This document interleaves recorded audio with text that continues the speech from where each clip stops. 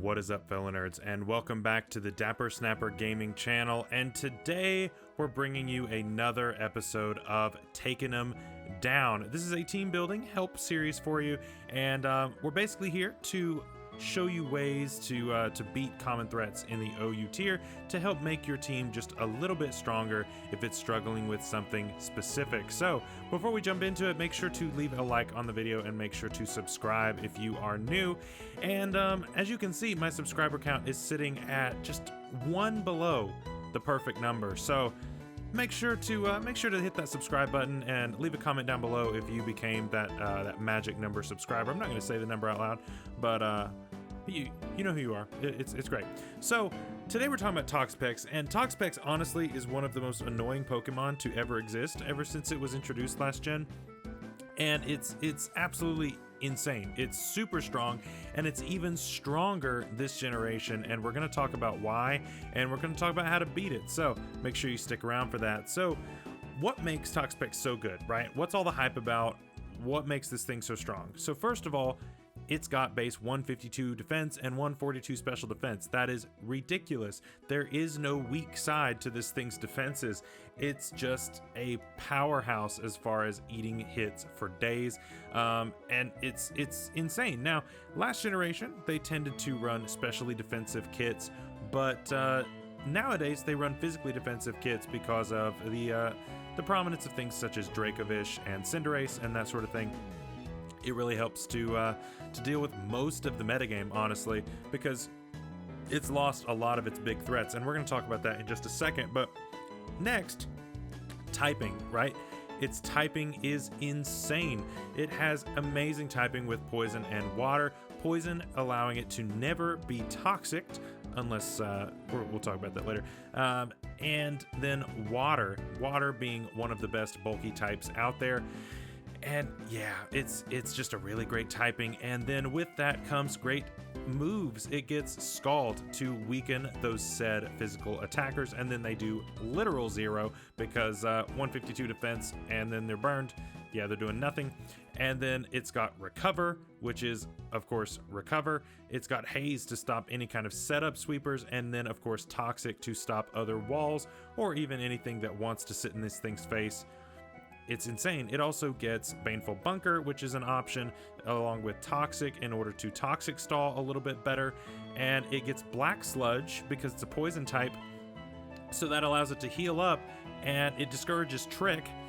And then it gets Regenerator. So, of course, last generation Regenerator was a little bit better, doing a little bit more as far as healing between whenever you switch out. It has been nerfed slightly in this gen, but I don't think it's enough. I don't think it's enough to fix just how strong this thing actually is. But so going off of what I said earlier as far as why this thing is so good this generation is a lot of its counters are no longer in the game.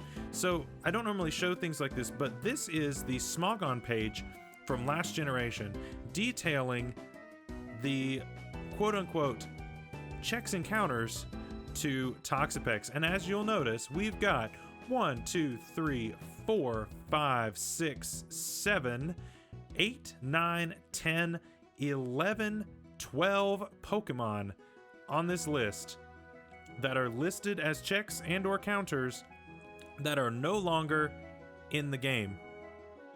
Does that raise any kind of red flags for you? Because it raises big red flags for me. So yeah, this thing's insane. And we've got Ganga and Gyarados. Now, before we get to those, because they made it, another big thing that has changed is no Tapus. The fact that the Tapus are missing now is absolutely huge. And as you can see, all 4 Tapus are listed on this list. The reason that they are all on this list is because of terrain. Terrain was so much more common last generation. It was on basically every OU team because you had either a Lele or a Coco on every team, or you brought a defensive Finny as your cleric. Bulu you didn't really see all that much, but all of those are preventing status, and so that stopped the burns, that stopped the toxics, and so this thing struggled to spread that around.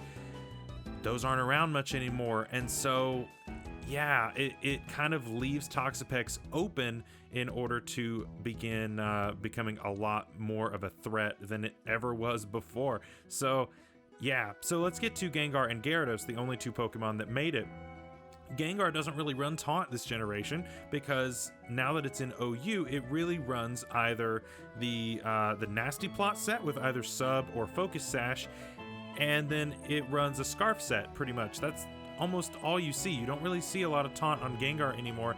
And Gyarados, you do see it some, but a lot of them are going to be Dragon Dance, and so it's just really, really tough for what were considered the checks and counters before. They're gone. They're all gone. And so this thing is just able to just sit there for forever and never die, and it's not great. It's not the best. And so we are here to figure out how to beat it. So normally I include a meme mon in all of my videos.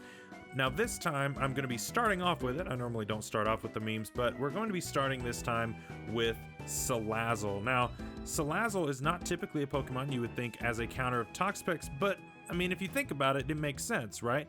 It is a fire type, which is, not the best, but it gets access to Corrosion. Corrosion is an absolutely amazing ability that allows you to poison things that are not usually able to be poisoned. So you can use Sludge Bomb on a Toxapex, and your chance to poison is going to be there with Corrosion.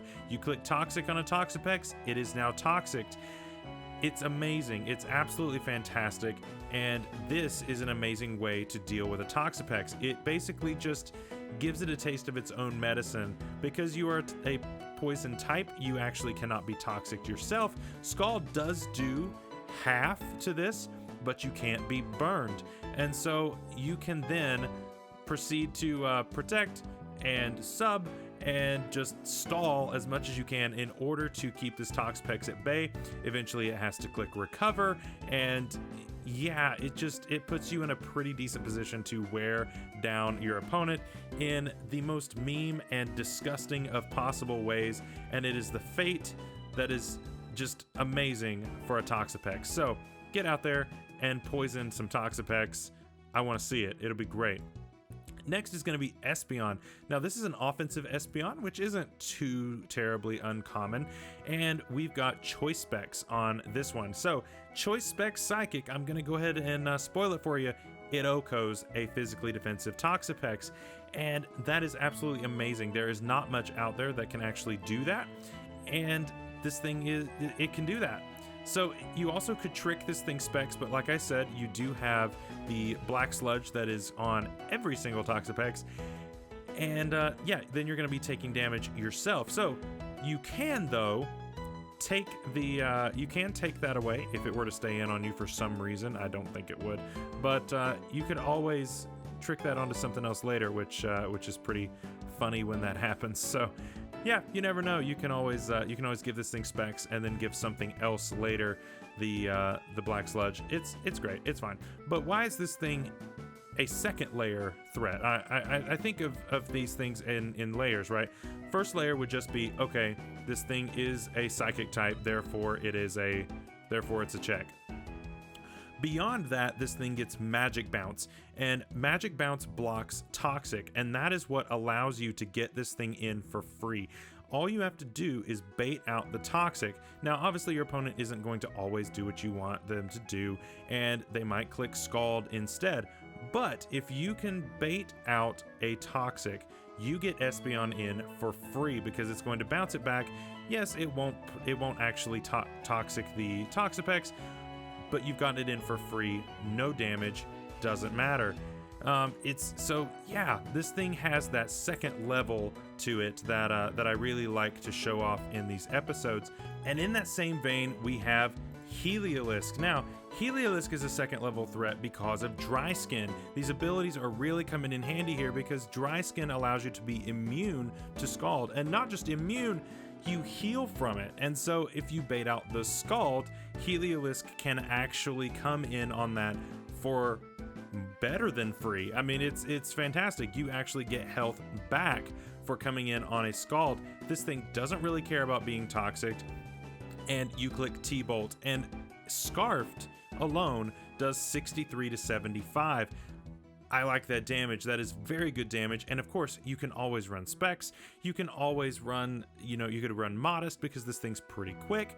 It's up to you what you choose to do with all of that. But a T-Bolt at just Scarf, just stock, does 63, which is absolutely amazing damage. Obviously, the electric typing is really, really nice. But yeah, that dry skin comes through. And Heliolisk isn't all that crazy, I don't think. Just because it is on a lot of sun teams now, just because of the solar power, but consider running this on any other team that isn't a sun team, because you don't want to be taking damage from your own sun or extra damage from fire type attacks. So next we're going to go a little bit more vanilla here, and we're going to talk about Kyurem. Now Kyurem has a real underdog story going on, and I think any of you who watch my channel know that I really love Kyurem, and I've loved Kyurem for a really long time, but it just has never gotten a chance to shine until this generation. And honestly, it was just missing one move, and that was freeze dry. It had no way to hit water types at all, and especially Toxapex just walled it completely. It couldn't do really, Draco Meteor does good damage, right? But then you are lowering your special attack down, and Toxapex just clicks recover. And so you're doing less and less damage each time, and it's just not worth it. You're going to lose to the Toxapex the moment that it clicks recover. So what happens now that we have freeze dry? Freeze dry does quite a bit more. And yeah, we do 83 to 98 with a specs freeze dry. That is off of timid, by the way. If you're modest, you are going to do a little bit more. But 75% chance to OHKO after rocks. I like that. I like those numbers. That is it's a nice even. I mean, it's an odd number, but it's a nice even number when you think of a 3/4 chance to OHKO, and I like it. I think it's great. I think it's worth using. We have used the Kyurem on the channel before, and it put in the best of work. Plus, Scald does 7 to 8. That's amazing. And yeah, this thing isn't going to be able to recover stall you, no matter how much it wants to, because you're just doing way too much damage. So yeah, it's a great mon. Go out there and use it. It's awesome. And then last, of course, we're going to be trying out Toxtricity. Now, Toxtricity, I think, is another second level threat because it has the electric type. Because, yeah, electric type is super effective on water, duh. But we have the poison typing to make you immune to the toxic. And so that is the big thing, right? Is making sure that you can you have that longevity even after the Toxapex is gone. And so this allows you to come in and, okay, it might burn you, but who cares, right? Toxtricity doesn't really care about burn because it is a special attacker, and you don't run Life Orb on these typically. You run either Specs or Throat Spray. I'm just showing Throat Spray here. But even at neutral, you're doing 82 minimum, and then if you get to that +1 or you have Specs, so then you're at +1, you just OHKO. So it's really, really nice. And even without the boost, you do 68.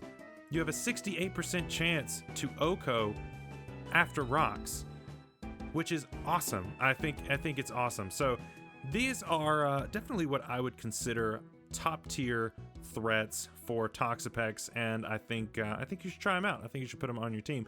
So yeah, that is going to be it for today's video. I hope you guys enjoyed. So make sure to leave me a comment down below letting me know what you would like to learn how to take down next, and let me know if I missed any Pokemon that you think are really great counters or checks to Toxapex. I would love to have some discussion with you down in the comments below. So anyway, I will see you in tomorrow's video. We're going back to Mystery Dungeon, and we've got to go find a very strong boy in the sky. So I will see y'all then.